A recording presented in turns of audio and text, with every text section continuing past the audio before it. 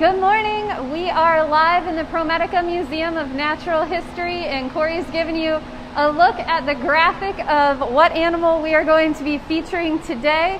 As you can see, 2 words are all it needs: Komodo Dragons. So we have a really fun live feed planned for you guys. We'll give everybody a couple moments to tune in here and join us. Let us know that you can hear us, you can see us, and we'll, as always, start with our shout outs. Hey Lexi, thanks for tuning in. Glad you are here with us this morning. And as we're waiting here, we'll just, give you guys a little brief overview of what we do in case this is your first time joining us.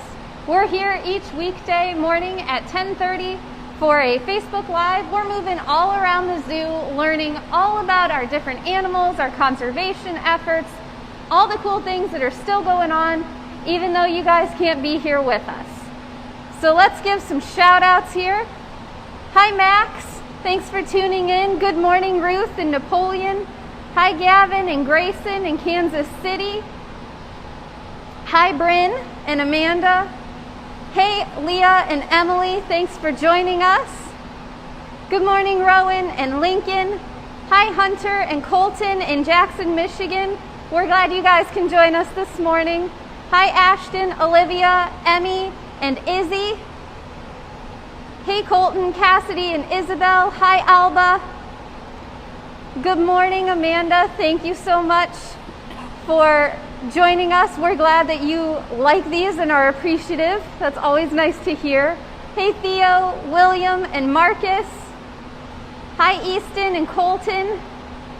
Hey Zoe, we'll take questions in just a few moments here. Hey Anna in Indiana. Hey Connor and Mommy. Juliana and Christian. We can't wait for you guys to be able to come back and see the zoo too. We love our zoo. We might be a little biased though. Hey Cheryl and Swanton. Hi Grace. Hi Aiden and Ava. Wyatt.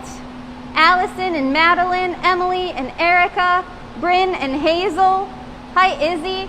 Thanks everybody for tuning in. We're going to go ahead and get started with our morning announcements.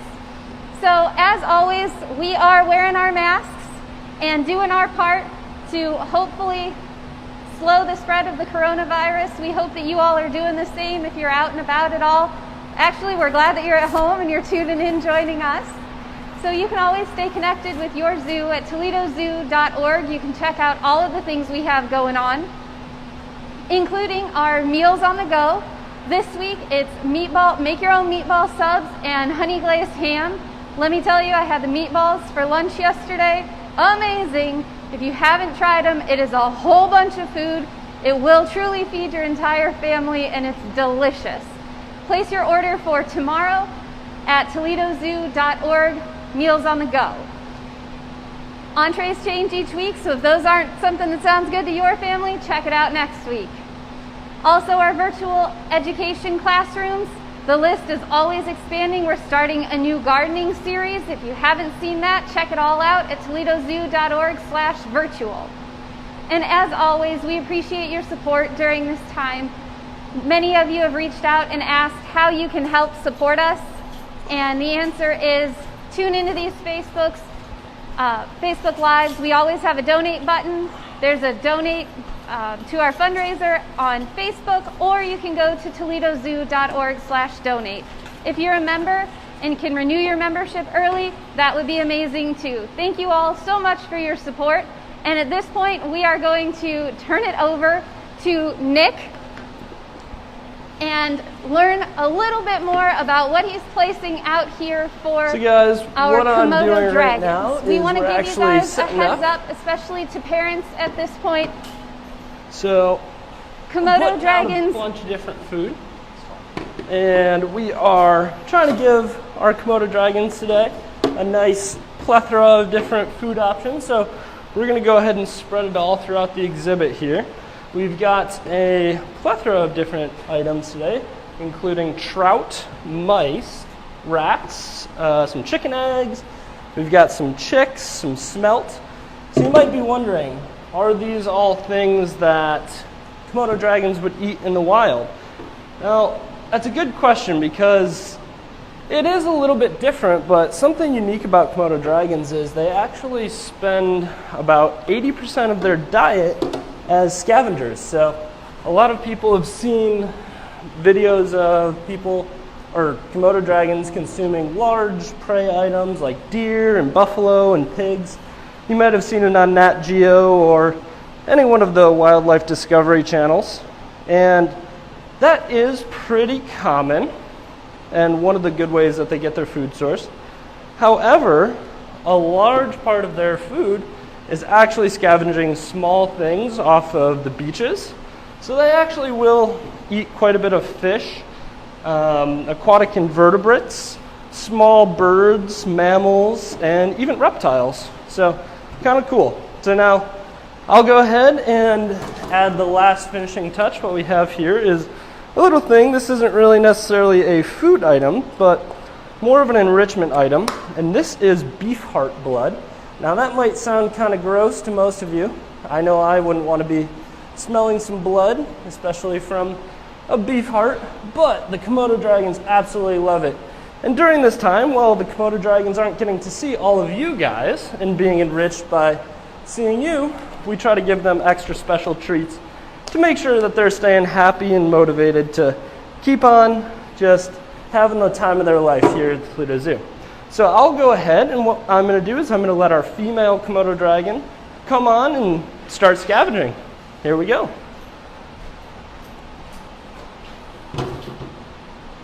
And guys, we just do want to give you a quick warning to the parents out there. As Nick was saying, this is part of our carcass feed, which is a way to keep our animals as natural as possible. So if this isn't something that you want your kids to see, feel free to just listen to our commentary, or so what I'm doing right now is I'm opening actually our shift bug cage. out now so and here tune back she comes in later. to So make we just her want to give entrance. you guys the heads You up. should see her in We do about try 10 and seconds here. She's going to probably pick off a few of these fish that I left right by the door. But what we do is we actually utilize a shifting system.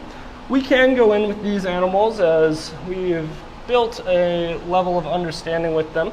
However, we are right now using a protected contact way of shifting them. So what I have back here, which you guys can't see, is actually a small little enclosure that we can let them into and then go ahead and lock them in while we're going and heading and doing stuff in the exhibit.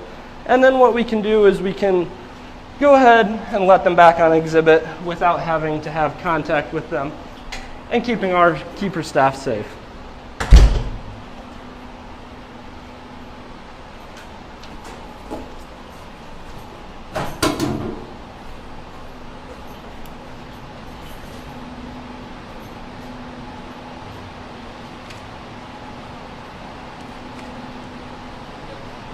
Awesome. So what you guys are looking at, this is our female, right, Nick? Yep, this is our female Komodo dragon. So we have a male and a female. Usually the female stays here on the left side exhibit. It's a little bit more suited for her, and she actually likes to utilize the pool from time to time, unlike the male where he doesn't really use it as much.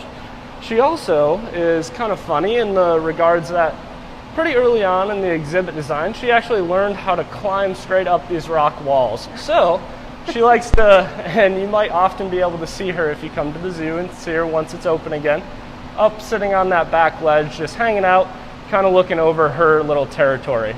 That's very cool. And Nick talked all about what he put out for her to eat. Right now she's munching on an egg. Yep, so these are raw chicken eggs, and you might be wondering why she's just eating the egg as a whole. Well, Komodo dragons' digestive tracts are actually really well developed and able to break down just about anything they put in them, from bone to hair to eggshell to just about anything. So it's pretty cool to watch an animal like this just kind of use their delicate nature, but also see them try and go for all that nice juicy egg yolk. And talk to us about their teeth and how she's chomping on this stuff. Yeah, so their teeth are actually really interesting. They're not like our teeth where we have molars and then incisors. They actually just have kind of sharp, slightly recurved teeth. And those are specifically designed not really for chewing, but more for tearing and shredding. So a lot of times you can see they can actually eat small prey items pretty easily. They just kind of toss them back down. But in the wild, if they came up on a big carcass feed, what they need to do is, obviously they can't fit a huge carcass in their mouth, and they need to rip pieces of it off. So what they do is they'll grab onto that food item or prey, and they'll go ahead and rip a chunk off with their really strong neck muscles. And what those teeth do is it helps shred the piece off, so to make sure they can get a nice clean chunk and then go back for more. Very cool. Ulrich wants to know, how big do they get? That's a great question. So Komodo dragons can get maximum size about 10 feet long. There are some really impressive sized ones that got slightly larger, but usually males will get about 8 to 9 feet, with females getting more like 6 to 7 feet. Now you might be wondering why the males get bigger, and that's because in the wild they have to battle for territory, much like a lot of animals in the animal kingdom. So the males need to be much bigger. Now the females don't get quite as big, but they still need to be large enough to be able to produce a bunch of eggs. So these guys are really cool in the way that they can actually breed with another male, or they actually can almost make kind of a clone of themselves. So in the absence of a male, what they can do is they can actually reproduce parthenogenically. So what that means is they don't fertilize the egg inside of them. They can basically make a clone of their cell to some degree. It's not exactly identical, so you won't have two that come out looking the exact same, but genetically they are pretty much similar, and this is an adaptation that they've evolved to be able to help successfully reproduce and survive as a whole species. Amazing. All right, we are here in the Hall of Venom.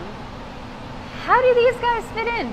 So that's a great question. So a lot of times when we think about venom, we often think of venomous snakes. Well, contrary to popular belief, they're not the only ones with venom. There's actually a lot of species in the animal kingdom that you can see that have venom components in them, including some aquatic fish that you can see here, as well as these lizards. We actually have about 3 fully known venomous species, and those are the Gila monster, the beaded lizard, and then Komodo dragons. However, there is some new research coming out that a lot of the varanids, which is basically just the group of lizards that we call monitors, have some levels of venom to them. Now, Komodo dragons have been shown to have a small venom gland in their kind of cheek pocket. So if you kind of see where her ear hole is, just behind the eye, similar to where a snake would be, it's actually not so much as high as a snake, but it's going to be a little bit lower, and it actually is a tubule that runs down through the lower lip. So if you ever look at them really close, you can kind of see that there's a bulge almost on the lip. It kind of looks like they've got a fat lip a little bit, but that's actually just the duct that allows the venom to go into the prey item if they were to bite it. How strong is their venom? So that's a great question too. So their venom is, what we're finding out, is relatively mild, considering when we think about some of the venomous snakes. So if you were to be bitten by one of these species, you probably wouldn't have the same reactions you would as a venomous snake bite, where your blood would start hemorrhaging or going right to your nervous system. But their venom acts almost as an immobilizer. So what they do is they actually use this along with 2 other kind of components to kill big prey items. And the really cool thing is we have been really seeing that the species we've evolved in the way we understand the species. So originally they thought that Komodo dragons had a lot of bacteria in their mouth, and that's what was killing prey, because oftentimes they'll see a Komodo dragon in the wild bite a big animal, and then a few days later they die. They thought bacteria, because they eat a lot of rotting flesh and nasty kind of food. They drink pretty septic water, or pretty gross water. But then we actually started to see, okay, maybe it's the venom that might be kicking in and actually hurting the prey items and having them succumb to death. But we actually saw that it's kind of a mixture of those 2 things plus environmental cues. So what Komodo dragons, usually a small one, a little bit smaller than our female, will kind of sneak up on a deer, buffalo, or pig, they'll go ahead and bite them, usually in the hind leg somewhere, low enough to the ground where they can get to it easily, but the animal can still run off. What happens is now you have a pretty big open wound because Komodo dragon's teeth, like we mentioned, are extremely sharp. There's also a little bit of venom that's going to go into kind of slowing that animal down and immobilizing it a little bit. Now, on Komodo, there's not a lot of running water. There's basically big pools of gross, nasty, bacteria-filled water. And that prey item oftentimes will go ahead to that water body source and stand in it to try and relieve some of that pain. Now, what happens is the bacteria will get in that wound from the environment and the dragon's mouth, and often will slowly start to make it go septic and start to slowly become unable to fight off Komodo dragons. Now, Komodo dragons are solitary hunters. However, you've probably seen documentaries of a bunch of dragons carcass feeding on a big deer or buffalo. Now, this is just because Komodo dragons have an incredible sense of smell. And oftentimes, when an animal is slowly succumbing to the Komodo dragon's bite, they let off some different smells, and blood usually travels quite a ways, and the Komodo dragons can pick it up. So you'll see all of them start to come in, and then they wait until the animal is weak enough where they can go in for the kill. Very nice. That is so interesting. All right, Melissa wants to know, how often do they eat? That's a great question. So our Komodo dragons eat usually about once a week. So if you tuned in last week when we talked about venomous snakes and how they have a slower metabolism than us mammals, because they get the heat from their environment and they don't need to increase their body temperature, they don't need to eat nearly as often as us. However, Komodo dragons are fairly active creatures, so with them constantly moving around and having a pretty quick digestive tract, they usually eat anywhere from about, at this size, 2 to 3 pounds of food a week, or sometimes bi-weekly. And Elizabeth asks, are eggs her favorite? So this is one of the first times we've given her eggs. We figured with just Easter happening, we'd give her kind of a little fun treat, and it seems like she really likes them. What we found is she really is not a big fan of rats. Well, she'll eat them. As you can see, she usually goes by them, leaves them alone, and then comes back to them after. So those are kind of the vegetables to her. But she really loves trout as well, which is kind of funny because you wouldn't think this land-dwelling creature would often find trout. But what happens is Komodo and the areas that they're native to are big islands. So a lot of dead fish will wash up on the beach, and that's a big source of their diet in the wild. And what we try to do is mimic that as close as possible here. And Morgan and Bennett want to know, how much do they weigh? So the female weighs about 35 pounds, and then our male is just under 30 pounds. Now they're both about 6 years old, with our male actually being pretty close in size, but you'll notice he is a little bit smaller. Now Komodo dragons, females will actually stay a little bit smaller, while the males are the ones that get really big, like we talked about earlier. Awesome. And Lane and Ella, as he explained, they are venomous, not poisonous. Talk to us about the difference. That's correct. So this is a big thing with talking about different toxins. So if you don't know the word to use, whether it's poison or venom, you can always use toxin, as these are all just toxic chemicals that go in the body. Now the big difference between venom and poison is venom is something that will bite you and inject that toxin into your body.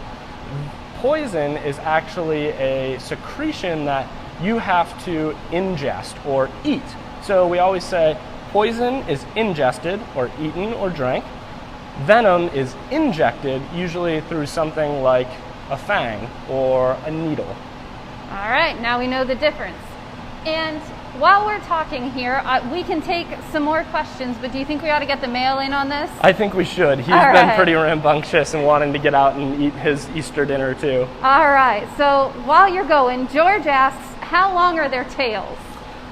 So how long are their tails? Usually their tails actually make up about anywhere from a third to a half of their body. Now this is because their tails are actually really important. And you might see this as our male walks around.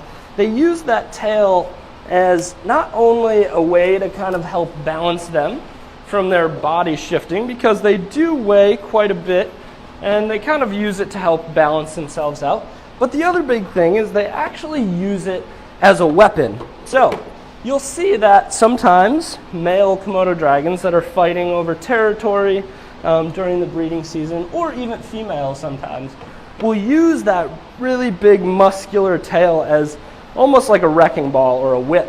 And what they'll do is they'll take it and they'll use it and hit the item that's actually bothering them or too close to them. So we try to make sure when we do work with them to stay clear of that tail, as if you are hit by it, it can cause some pretty serious bruising, but it's not lethal. However, we want to stay away from that as much as possible.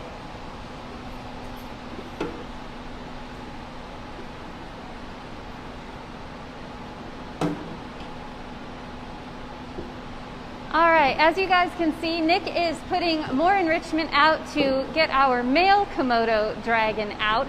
And just to give you guys a quick little recap here, we are at the Komodo Dragon exhibit, which is in the Hall of Venom on the second floor of the ProMedica Museum of Natural History here at the zoo.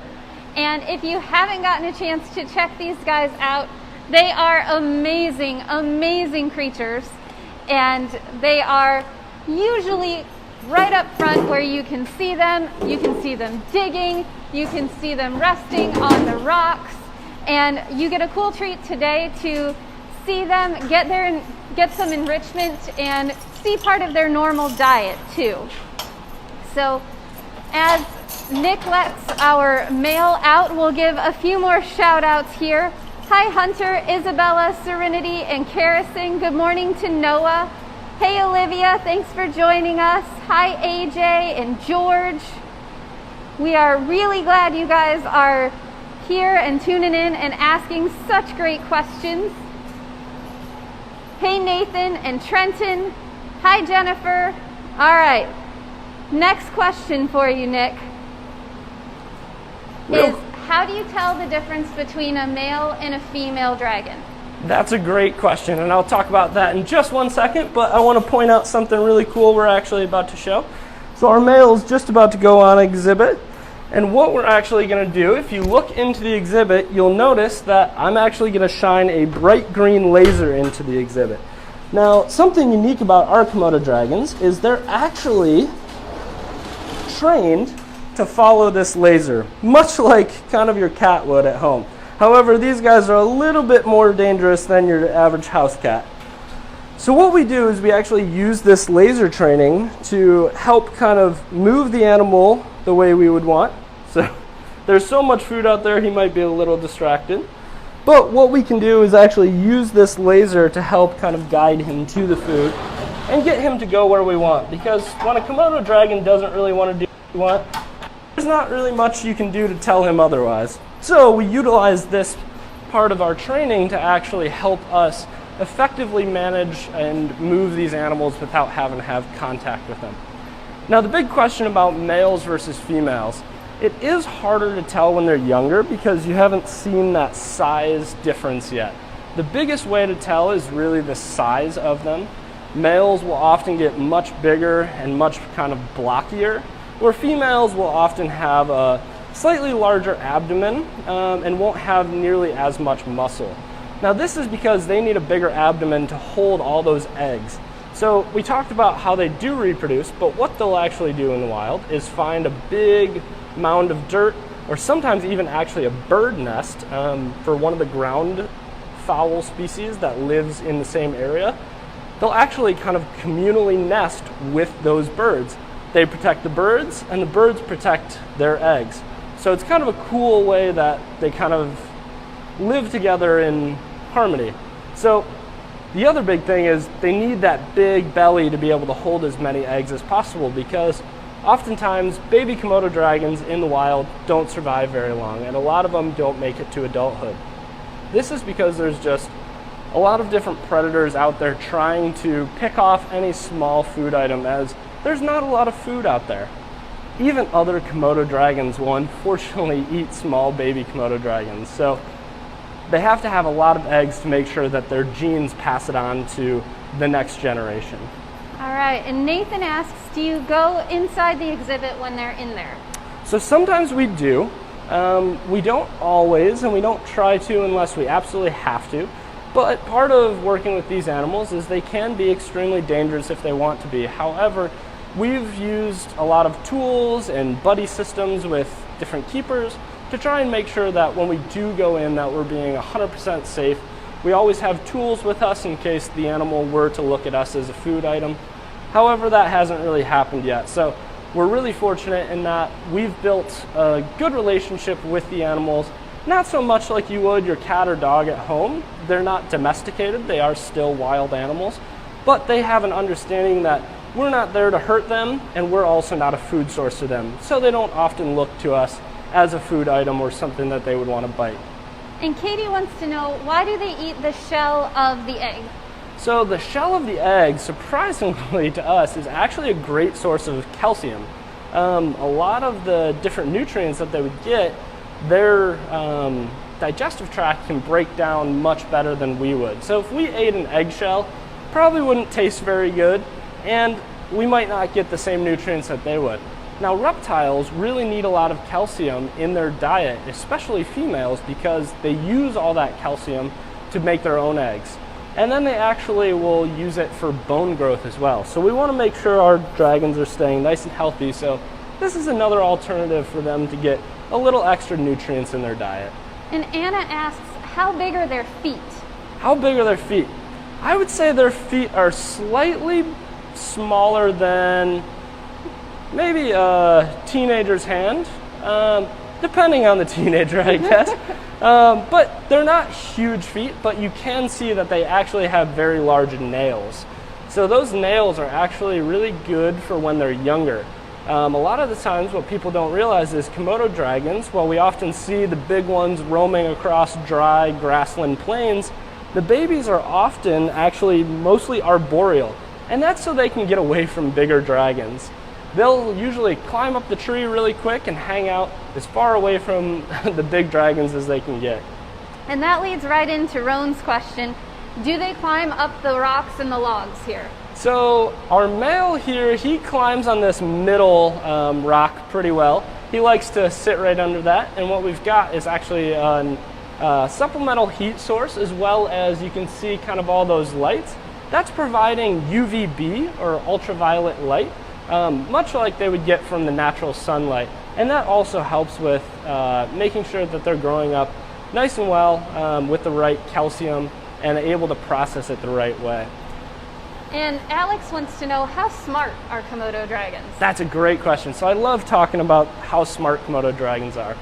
Now, they're not smart like many humans would. They're not going to help you with your calculus homework, but they are in tune with a lot of their natural environment, and they are pretty good at kind of assessing their surrounding, if things are a threat, if they're food, and kind of what's going on. So you'll see they're kind of always calculating.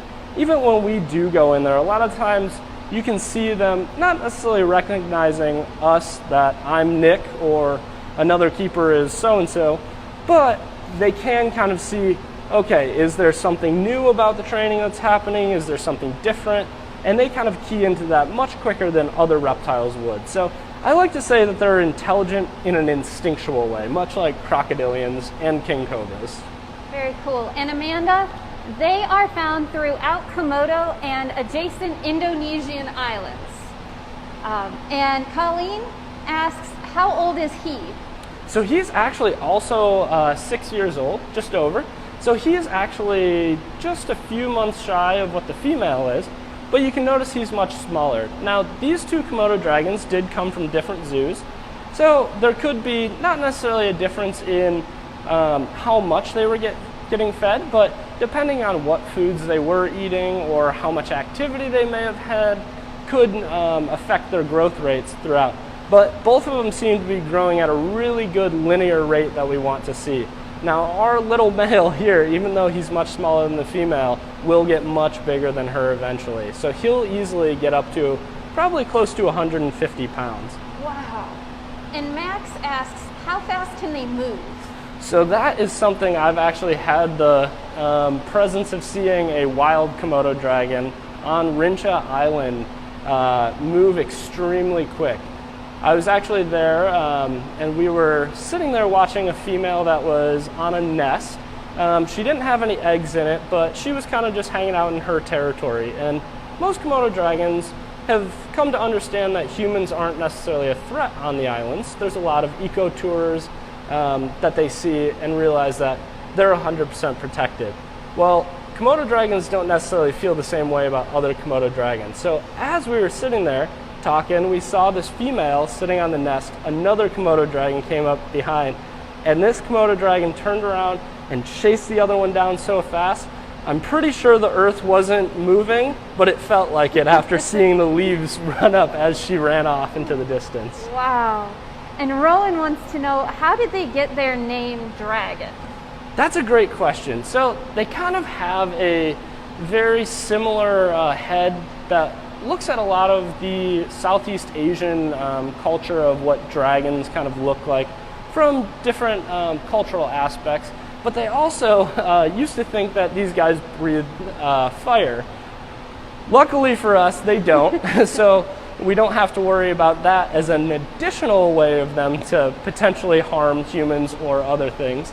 But they kind of just have had that big kind of dragon look similar to that Southeast Asian culture. And Davin wants to know why they keep sticking their tongue out. That's a great question. So they actually kind of use that tongue to taste the air. So much like we would be smelling, they do have nostrils.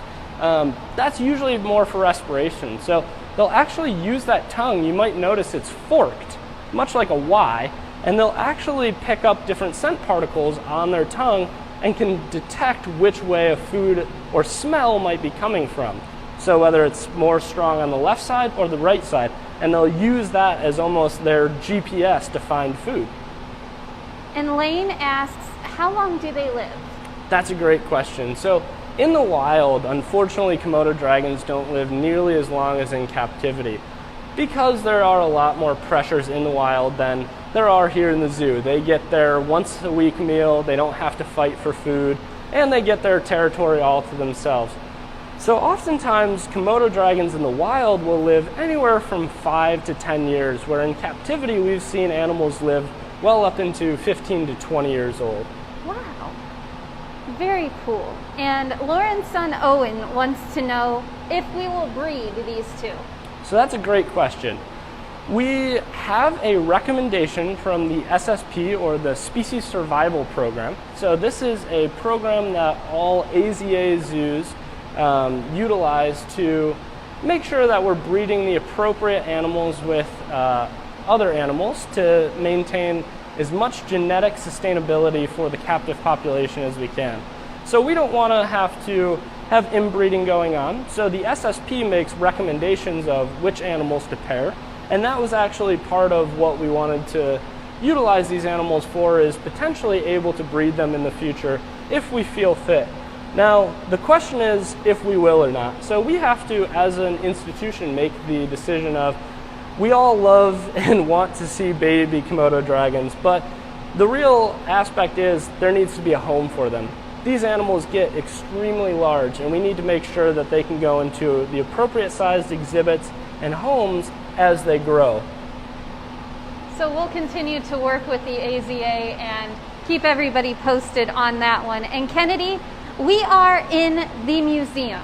The Komodo dragons are part of our Hall of Venom exhibit on the second floor of the new ProMedica Museum of Natural History. And Marcel asks, why aren't they in the same enclosure? So that's a great question. So a little bit earlier I mentioned that Komodo dragons by true nature are pretty solitary creatures. You will see them communally spending time on the islands alone or together if the appropriate environment is right. So if they find a really nice basking spot or if food is present, you will see them interact. However, they usually have their own territories that they kind of stay out of each other's way. Now, we don't want to expose our two dragons to any unnecessary fighting over territory, as our male seems to be a little bit more keen to try and assert his dominance over the territory, as that's what males do. So we want to make sure the female is not getting picked on too much. or vice versa, as she could easily outweigh him and show him who's boss. And Logan says, how many different colors can the dragons be? Oh, so that's a great question. And one of the unique aspects about Komodo dragons in captivity versus maybe the Komodo dragons you see on a documentary. So the Komodo dragons you might see on a documentary are often a light brown to tan color, and they look much different. They have a much more square face, and they have a much bigger body. Now, our dragons, it's kind of hard to see because they're a little dusty, but our female is actually showing it really nice. They have a lot more yellow on them. And if you notice, they actually have a much more rounded head, and they won't get nearly as big. That's why we don't really see any 300-pound big 10, 12-foot Komodo dragons in captivity. And what this is a difference between localities where Komodo dragons. So we talked about they come from a few different islands in Indonesia, which is where they're home to. There's about 5 different islands composing 5 different localities, or kind of think about it as different genetic groups. So the animals on Komodo and Rincha are much bigger and more brown. These are also islands that are protected by Komodo National Park. However, a long time ago, when zoos and museums were collecting Komodo dragons, they were able to get permits to take Komodo dragons from the other big population, which is Flores, a much bigger, more mainland islands within the chain of Indonesia. Now, that is actually a much different habitat, and the food is much different there. So on Flores, they actually have a much more forested area where Komodo and Rincha are a much drier savanna-like. So what they do is, over time, they've evolved to match their environment even better. The other thing too is with the size difference is prey availability. So we talked about scavenging and sometimes taking down big prey items. However, on Komodo and Rincha, there's more large game items like your buffalo, deer, pigs, where on Flores, there's a lot more smaller mammals like birds. Well, birds aren't mammals, but there are birds, there's smaller mammals, there's a lot more lizards and stuff, so they eat much smaller items and don't need to become nearly as big. And Amanda asks, Amanda asks if we have puzzle boxes and other enrichment for the Komodos like they've seen on some of our other live feeds. So we do have the opportunity to do different puzzle boxes and stuff. We've been watching a lot of different videos of other zoos using buckets and different types of swing feeders. So we're actually developing a new program to offer more enrichment items like that, and hopefully to kind of keep them active and stimulated well, as they are a pretty interesting and cognitive species as they think about how to manipulate their environment to make it more fun for themselves. And Landon wants to know, do Komodo dragons swim? So that's a great question as well. Komodo dragons actually can be really good swimmers. They don't often, as it's not something naturally that they would do very often, as there's not a lot of open body water except for the ocean, which has its own difficulties with it. If you're swimming from one island to another island, you could get extremely exhausted. There's also lots of predators, as well as finding the other islands sometimes can be a bit difficult. So they actually can swim and have been noted to be out swimming along the beaches and stuff around the islands, but usually won't swim far distances or very often at all. And Mason wants to know, how many babies can a female Komodo dragon have in her lifetime? Oh, that's a good question. So usually they can have a few clutches. A really successful female probably could have about 5 to 6 clutches in her lifetime, as they become reproductive for females usually at about the 5 to 6 mark, sometimes 4 if they've grown pretty quickly. So usually with that lifespan being up to about 10 to 12 for females, I would say clutch sizes can be anywhere from probably 5 to 20. So probably close to, I would say, 100 babies in a lifetime. Wow. And Hudson and Flynn say, first of all, thanks for doing this. No and problem. Also, what do Komodo dragons feel like?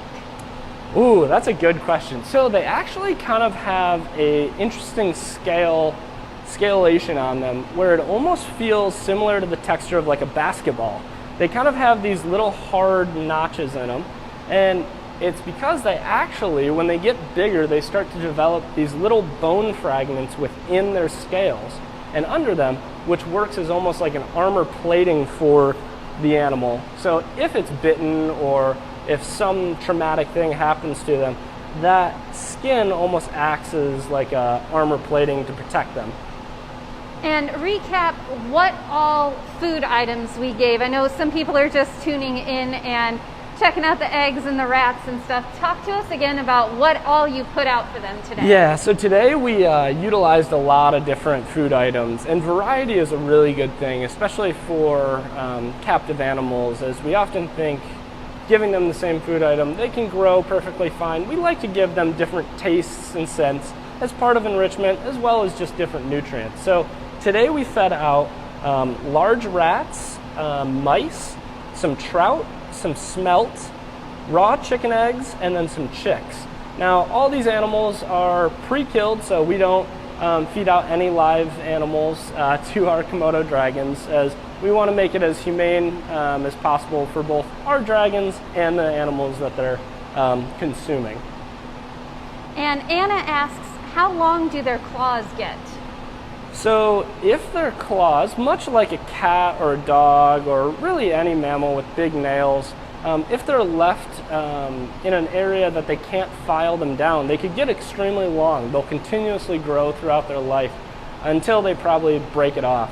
So much like our fingernails, where we need to give them a trim, we actually have given our Komodo dragons nail trims before, which was a new thing for me, but it went really well.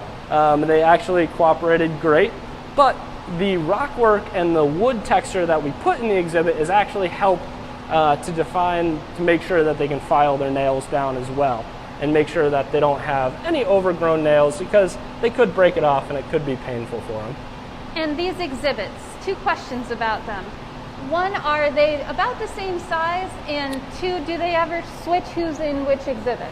Yeah, so they do have a pretty similar footprint. The female has a little bit bigger of a pool, which could be kind of not as much utilized as the sand area, but she does seem to utilize the pool quite a bit, especially if we're working in the male's exhibit. She sees what's going on and she'll kind of swim up to her little window and kind of check out what we're doing. The exhibit itself, though, was designed so we can actually swap them back and forth. So every once in a while, we will let the female over to the male side and the male over to the female side. And what they do is they usually walk around for 10 or 15 minutes and kind of leave their scent there. And that's doing two things. One, it's giving enrichment to the other dragons, as they're now smelling, hey, somebody else has been in my territory. And they get really motivated and excited to kind of smell all the new scents, see where they went, see what they did. But also the other thing that it works as, if we do decide to eventually try and breed Komodo dragons, this is kind of working as a pre-introduction, so they can get used to each other's scent and realize that it's not another male for our male, or it's not a female trying to take over the territory of the other female. All right, and let's see here. Do Komodo dragons have predators? Yeah, so their biggest predator, unfortunately, is humans. And it's not so much that humans are going out and hurting them or hunting them, but it's mostly with the aspect of we're slowly taking away parts of their habitat. And why they really still, even though they're an extremely successful predator, they still need our help to help conserve them and their habitat. So oftentimes they don't have any true natural predators, but their biggest potential predator is habitat loss and human-wildlife conflict. All right, and we're going to end today with Caitlin's question of how fast can they move?